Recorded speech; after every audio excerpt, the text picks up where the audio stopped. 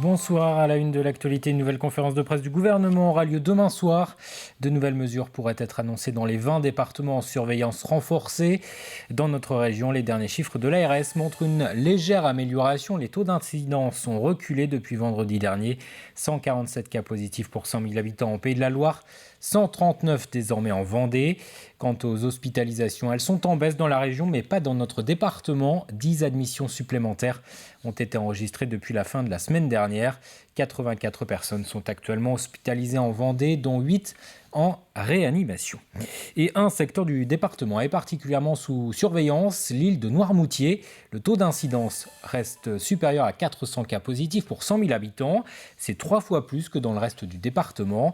Alors pour identifier et isoler rapidement les personnes contaminées, une campagne de dépistage de l'ensemble de la population était proposée hier et aujourd'hui. Reportage Marie-Aimée Caupleutre.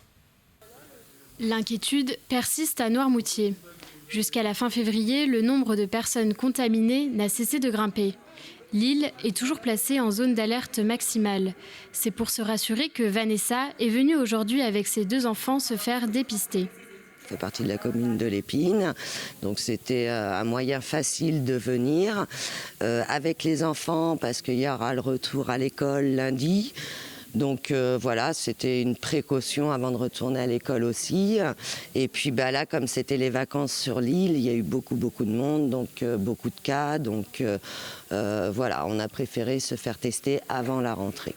Les 4 maires de la communauté de communes, l'Agence régionale de santé et la préfecture de Vendée ont dû réagir très rapidement. L'objectif, garder le contrôle avant que l'épidémie ne prenne le dessus.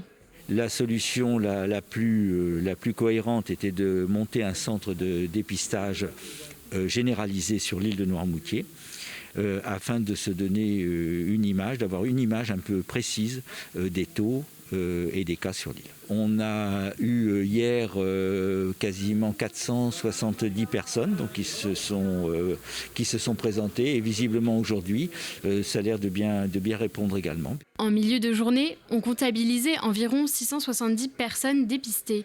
De nombreuses entreprises y ont même envoyé leurs salariés.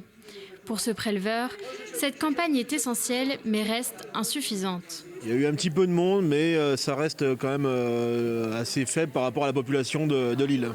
Alors il y a eu quelques familles, pas mal de personnes âgées et quand même quelques jeunes qui viennent, c'est bien. Donc il faudrait qu'il y ait plus de jeunes qui viennent afin de dépister un panel représentatif de la population. Si les chiffres sont en baisse, Noirmoutier reste la zone la plus touchée du département. Afin d'éviter tout relâchement, le contrôle du respect des gestes barrières et du couvre-feu est renforcé durant toute la période des vacances scolaires. Au chapitre économie, reporté puis prolongé, les soldes d'hiver sont désormais terminés. Ils ont pris fin hier soir. Après une période de 6 semaines, le gouvernement avait décidé d'accorder 2 semaines supplémentaires pour compenser les effets du couvre-feu de 18h. Cette prolongation avait été diversement accueillie par les commerçants des herbiers que nous avions interrogés il y a 2 semaines. Alexia Janet est retournée dresser avec eux un bilan de ces soldes d'hiver. Le bilan des soldes cette année est mitigé pour cette commerçante. Malgré leur allongement de 2 semaines, il lui reste un tiers de ses produits soldés dans le magasin. Pour elle, les soldes n'avaient clairement pas le même enjeu que d'habitude. Il y a beaucoup de choses qui restent, mais c'est vraiment pas là une question de ça plaît ou ça plaît pas, c'est vraiment une question de manque de fréquentation. Les gens n'ont pas. Et il y a aussi beaucoup moins d'occasions de s'acheter des vêtements, c'est-à-dire que vu qu'il n'y a pas forcément de fêtes de famille, où on sort beaucoup moins, donc les gens, je pense, vont à l'essentiel au niveau des vêtements et ne cherchent plus forcément à acheter pour le plaisir. Par rapport au début des soldes, on a quand même quasiment 100 personnes de moins chaque samedi. Voilà, donc du coup, c'est plutôt conséquent comme baisse de fréquentation. Dans cette autre boutique, la responsable se dit satisfaite des 6 dernières semaines. Selon elle, les achats des clients ont été plus conséquents, avec des paniers plus gros. Le seul hic, c'est la baisse de fréquentation par rapport aux années précédentes. En cause, le couvre-feu à 18h. S'ils nous avaient laissé à 20h, je pense qu'on aurait vendu encore un peu plus. Parce que les gens, vous savez, quand on est en plein centre, les gens, quand ils débauchent, on les voit passer, ils n'arrêtent pas. Ils s'en vont vite chez eux. Ils débauchent, ils rentrent. Puis ils n'aiment pas acheter ils n'aiment pas acheter vite, ils veulent essayer, ils veulent prendre le temps et tout. Donc voilà, ou ils reviennent si on veut le samedi. Mais s'il fait beau le samedi, les gens ils s'en vont aussi se balader, se promener. Même constat ici, quelques pas plus loin. Le magasin a vendu près de 80% de son stock soldé.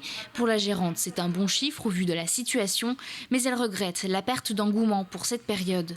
Entre les ventes privées, les soldes, les offres qu'on fait pendant les collections pour liquider aussi la collection en cours. Effectivement, il y a des offres quand même, au moins 2 campagnes de 10 jours hors solde, en plus. Donc effectivement, je pense que les gens profitent aussi, pas forcément des soldes pour acheter, mais sont sur plutôt du tout au long de l'année avec les offres qu'on leur propose. Il faut désormais attendre cet été pour les prochaines périodes de soldes.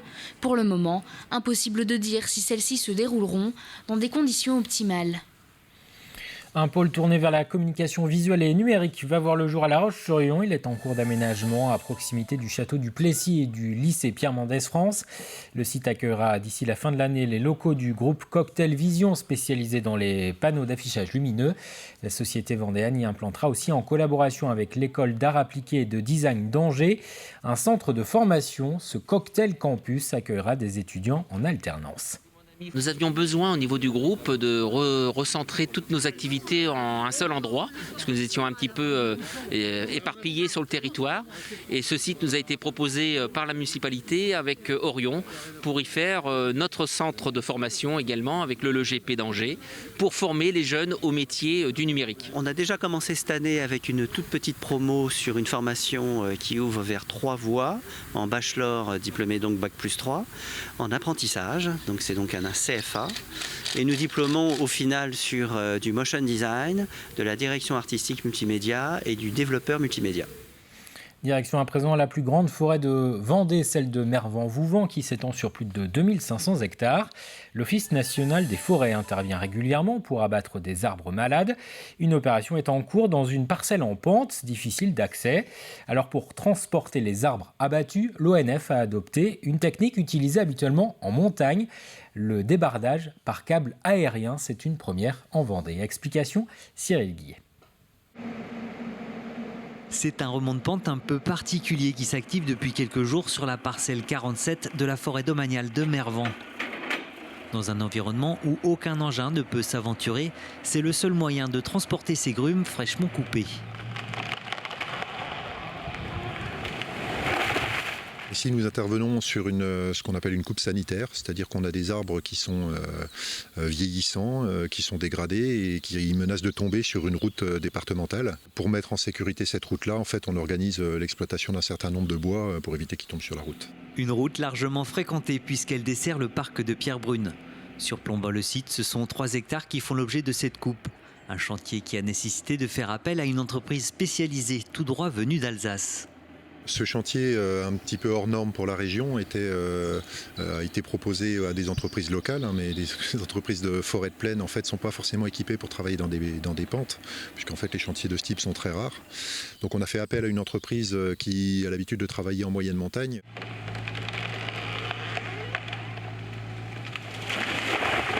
La meilleure option trouvée pour travailler sur ce type de relief est le débardage par câble-mât. Une installation qui nécessite entre une demi-journée et une journée de montage selon l'environnement. Ensuite, les grumes sont directement portées depuis leur lieu d'abattage jusque sur le couloir central où elles seront évacuées. L'ensemble des bois qui sont sortis sont utilisés, effectivement, ils sont là pour alimenter la filière bois. Alors, en fonction de leur qualité, il y a des bois de très grande qualité qui vont servir à la tonnellerie. Donc pour produire des tonneaux, c'est les bois vraiment de meilleure qualité. Et jusqu'à des bois qui vont partir en bois de chauffage, par exemple. Et entre les deux, il y a des sciages pour faire des planches, de la menuiserie ou différentes autres utilisations. Les bois les plus abîmés seront laissés sur place pour qu'ils pourrissent. Car on estime que près de 25% des espèces forestières, animales et végétales dépendent de la présence de bois morts. Évoquons enfin un loisir qui semble connaître un regain d'intérêt, le golf. La fédération vendéenne compte 3000 licenciés. Ces dernières semaines, certains parcours ont enregistré une hausse de fréquentation. La raison, le contexte sanitaire qui empêche la pratique des sports en salle. Les loisirs en extérieur comme le golf ont donc davantage de succès, notamment auprès des jeunes. Grégoire de Châtillon. Je sais pas où est la mienne. Chaque mercredi, Anne vient jouer au golf avec ses copines. Terminer les gros manteaux avec cette météo ensoleillée le plaisir est décuplé. C'est super, il fait beau, le parcours commence à sécher un petit peu, donc en espérant qu'on a droit au chariot d'ici quelques jours. Voilà, mais on prend l'air, on marche, on rencontre du monde. Un peu plus loin, eux s'en donnent également à cœur joie. C'est magnifique là, tout est beau, le paysage est beau, il manque un peu de feuilles aux arbres, mais à part ça, on se croit... C'est un peu tôt pour sortir le string, mais ça va pas tarder. Tout comme l'équitation, la voile, le surf, mais aussi la chasse et la pêche, la pratique du golf est autorisée, voire même recommandée comme activité de plein air. C'est un sport qui allie la santé, le bien-être et la nature. C'est bon pour le corps, bon pour la tête. Au-delà du soleil et des vacances, ce sport a su séduire un nouveau public. On a eu une fréquentation qui était en hausse, avec vraiment des nouveaux venus, une génération également nouvelle, c'est-à-dire qu'on a l'habitude de dire que le golf s'adresse à des personnes retraitées. Et là, on avait plutôt des actifs, des jeunes parents, des cadres, des artisans qui avaient besoin vraiment de prendre l'air. Prendre l'air dans le respect des règles sanitaires en vigueur. La réservation est par exemple obligatoire afin d'éviter les attroupements.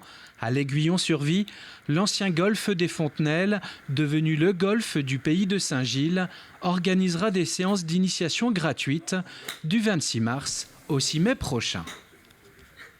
C'est la fin de cette édition. Merci de votre attention. Très bonne soirée sur TV Vendée.